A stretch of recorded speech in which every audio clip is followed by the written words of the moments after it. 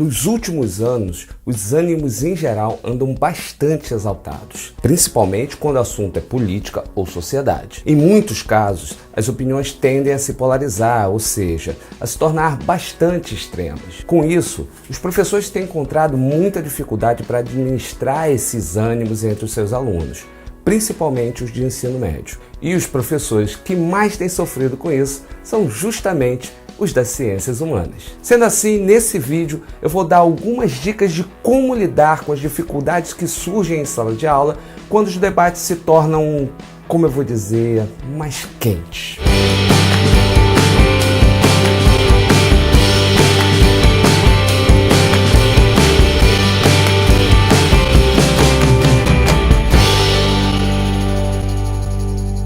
Olá pessoas, esse tema foi sugerido pelo professor Fernando Lopes nos comentários do nosso último vídeo. E se você também tiver alguma sugestão de tema para nos dar, ou alguma dúvida, alguma pergunta, ou um pedido de socorro, como às vezes acontece aqui no canal, escreva nos comentários dos nossos vídeos ou utilize os nossos canais de comunicação, como Twitter, Facebook ou o próprio Instagram. Se quiser, também pode me mandar um e-mail para o endereço que está aqui embaixo. E a mensagem do Fernando foi a seguinte: professor, eu gostaria de sugerir um vídeo sobre uma questão que me traz muita dificuldade em sala de aula. Sou professor de Sociologia e gosto de incentivar questionamentos e debates com os meus alunos. Porém, sinto muita dificuldade em mediar o debate, principalmente quando ele cai em temas polêmicos, tais como ações afirmativas, pena de morte, movimentos sociais, direitos humanos, etc. Uma dificuldade enorme é quando eles me perguntam o que eu penso, e quando aponto minha opinião, acabo sendo confrontado por alunos de visão de mundo diferente da minha. Você teria algum conselho sobre como lidar com a diversidade de opiniões discordantes e, principalmente, como dar a minha opinião de forma democrática? Bom, Fernando e demais colegas, não pense que eu não tenho passado por esse problema. E as turmas que mais têm me ensinado a lidar com os debates, porque na verdade a gente aprende com eles, né? Tem sido justamente as turmas de terceiro ano do ensino médio. Um detalhe. Eu quero deixar bem claro que essas foram as soluções que eu encontrei para as turmas com as quais eu tenho trabalhado nos últimos anos, e que tem garantido algum resultado positivo em termos de funcionamento das minhas aulas e também tem me trazido um pouco de paz para trabalhar. E aí, antes de buscar soluções, vale fazer algumas reflexões. Primeiro, a adolescência é a verdadeira era dos extremos. Eles e elas amam muito, curtem muito, sofrem muito e também odeiam. Os sentimentos tendem a controlá-los. Lembra de como você e seus amigos eram nessa fase da vida? Então, é comum, na hora de tomarem partido em uma divisão de posições, que eles acabem se extremando. Aí entra a também conhecida pressão social, na qual a aceitação por um grupo de visão X ou Y faz com que as pessoas queiram se mostrar mais envolvidas do que as demais, o que fez com que a gente entrasse em várias roubadas quando a gente era adolescente. Você não entrou? Eu entrei em várias. Segunda reflexão: como você lida com as opiniões contrárias às suas? De forma dura ou respeitosa? Você aceita críticas? Por mais que você seja provocado, não vale a pena se exaltar. Nunca. Terceira reflexão: cada um de nós é a soma das pessoas que passaram por nossas vidas. Ou seja, se a única referência que um jovem tem é o avô general da revolução ou a avó que lutou contra aquele regime, é óbvio que essas influências vão pesar na construção do pensamento e na visão de mundo desse rapaz ou dessa garota. Então, como lidar com as tais polêmicas em sala de aula?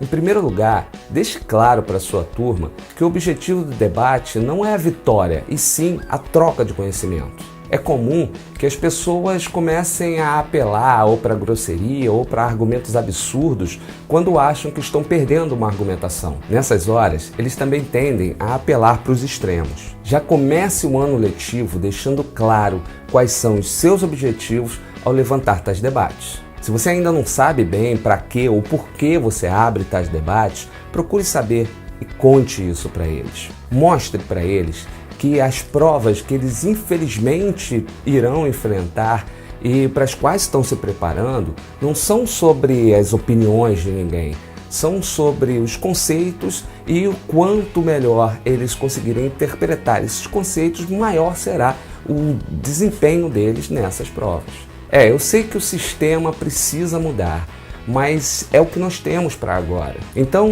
enquanto nós pensamos como vai ser uma melhor educação no futuro, nós temos a obrigação de orientar os nossos alunos para aquilo que eles vão enfrentar agora.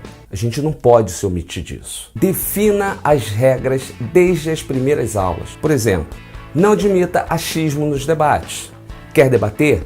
Tem que ter referências, tem que ter fontes. Se você vai aceitar vídeos do YouTube, por exemplo, como referência, é uma escolha sua. Eu pessoalmente aceito, desde que os vídeos também tenham sua fundamentação e que tenham suas fontes. Ou seja, que também não sejam cheios de achismos. Um exemplo dos canais que eu utilizo muito em sala de aula é o Nerdologia, do Átila Yamarino e do Felipe Figueiredo. Canal esse que tem a chancela de um dos pioneiros entre os canais que a gente tem no YouTube hoje, que é o Jovem Nerd. Outra regra, explique de cara que discurso de ódio e opinião são coisas bastante diferentes. Inclusive, explique as consequências legais que certos discursos podem acarretar. Mostre que a nossa opinião sobre um assunto é sempre do tamanho do conhecimento que nós temos sobre ele.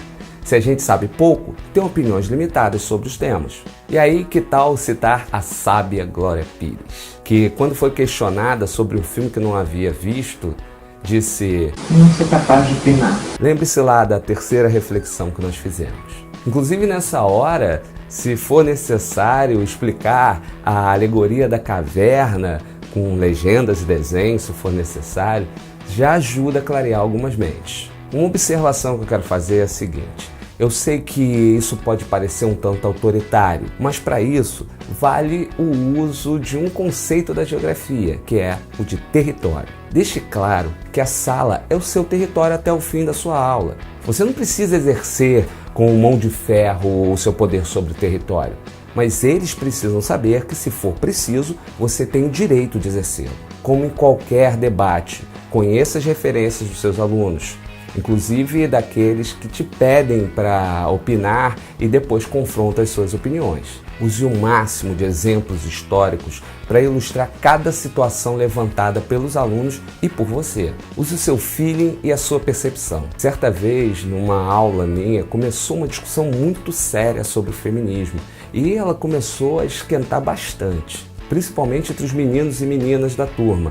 E num certo momento eles já estavam ali ensaiando certas agressões verbais, quando eu dei uma parada no assunto e comecei a mostrar para eles o avanço histórico, o desenvolvimento histórico do movimento feminista, passando inclusive pelas 3 ondas do feminismo. Aliás, para quem quiser dar uma olhada nisso, tem um vídeo sobre esse assunto aqui no canal. É só clicar no botão que eu vou deixar aí em cima para você ter acesso a esse vídeo. Aí, assim que eu acabei de explicar toda a evolução do movimento feminista desde o século XIX até a atualidade, eu perguntei para a turma: quem entre vocês sabia de tudo isso que eu acabei de falar? Só uma aluna que não tinha se envolvido naquela discussão levantou a mão e disse que sabia a respeito. Foi aí que eu falei para eles: estão vendo? Isso é só um reflexo dos tempos que nós estamos vivendo. Todo mundo querendo discutir, pior, querendo impor suas opiniões sobre assuntos que sequer sabem a origem. Agora, 2 dicas de estratégias bem diretas. Apresente para as turmas um filme alemão chamado A Onda. Explique que ele é baseado em fatos reais. Ui, ficou feio isso, né? Porra, ser baseado em fatos são reais. Então, corrigindo, baseado em fatos. Depois, faça um pequeno debate sobre as consequências do extremismo de opiniões. Outra dica é você trabalhar em conjunto com o professor de redação para que eles façam a produção textual sobre esse tema, sobre esse filme. Outra ideia é bem válida se você perceber que existe uma rivalidade interna entre os alunos de uma turma. Divida a turma em 2 grupos, escolha um tema polêmico e faça esse tema de réu num júri simulado ou num torneio de debates. Porém, dê aos grupos a função de defender a posição contrária à qual eles em geral defendem. Mostre a eles que isso pode ser um belo exercício de argumentação para debates futuros, nos quais eles poderão defender melhor as suas visões de mundo, conhecendo as visões de mundo contrárias. Entendeu? E aí, nesse caso, é importante que o júri que vai decidir quem venceu seja formado por alunos de uma outra turma ou por professores que não trabalhem com essa turma. Assim, não fica a desconfiança de que você favoreceu um lado ou a outro de acordo com a sua visão de mundo. Quer dizer, sempre fica, né? Porque a dificuldade de aceitar a derrota sempre fala mais alto. No final, eu creio que a principal lição disso tudo seja ensinar os jovens a lidar com a diversidade, principalmente com a liberdade de escolhas que cada um faz para a própria vida, para a própria vida.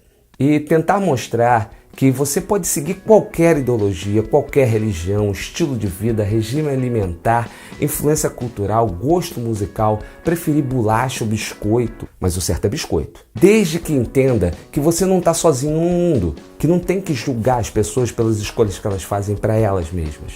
E algo que também é muito importante, ensinar os nossos alunos a discutir com base em argumentos concretos e a se abster e buscar pesquisar sempre que não tiverem domínio de um assunto. Aí sim, dessa forma, a gente vai estar colaborando para que nós tenhamos no futuro boas discussões políticas, discussões maduras, que nos levem a resultados, a soluções práticas para os nossos reais problemas. Se você gostou desse vídeo, clica no dedão para cima aí e inscreva-se no canal. Clica também no sininho que fica aí embaixo.